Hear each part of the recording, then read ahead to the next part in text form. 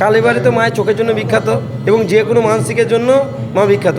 যদি কেউ কোনো ভক্ত একবারও এসে মাকে নিষ্ঠা করে একবার ডাকে, যে কোনো সমস্যার সমাধানের জন্য মা সদা তৎপর।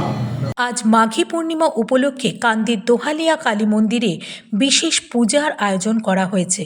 কথিত আছে এই মাঘী পূর্ণিমার দিন থেকেই নাকি কলিযুগে সৃষ্টি হয়।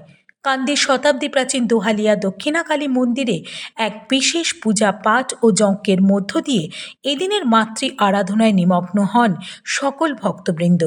এই দিন পূজিতা হয় এক কুমারী।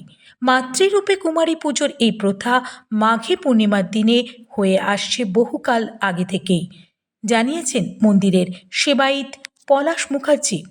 আজ মাঘী পূর্ণিমা, কলিযুগ আদি দিবস। আজকের দিনে কলিযুগের শুরু হয়েছিল।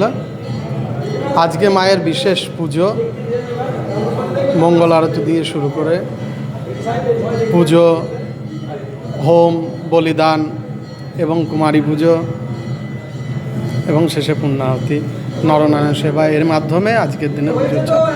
মন্দিরের অপর এক সেবায়িত গিরিশ পাণ্ডা জানান, কোনো ভক্তের দৃষ্টিশক্তি কমে গেলে তারা মন্দিরের দুধ পুকুরে এসে স্নান করে মায়ের পুজো দিয়ে চরণামৃত গ্রহণ করে চোখে লাগালে দৃষ্টিশক্তি ফিরে পাওয়ার এক প্রথা চলে আসছে বহু যুগ আগে থেকেই। দোহালিয়া দক্ষিণাকালীতে এই দিনে একটা বিশেষ পুজো হয় যাতে ভক্তের মনোবাঞ্ছা পূর্ণ হয়, সেটা ভক্তদের মনোবাঞ্ছা অনুযায়ী বিশেষ পুজোটা হয়। কালীবাড়ি তো মায়ের চোখের জন্য বিখ্যাত এবং যে কোনো মানসিকের জন্য মা বিখ্যাত। যদি কেউ কোনো ভক্ত একবারও এসে মাকে নিষ্ঠা করে একবার ডাকে, যে কোনো সমস্যার সমাধানের জন্য মা সদা তৎপর।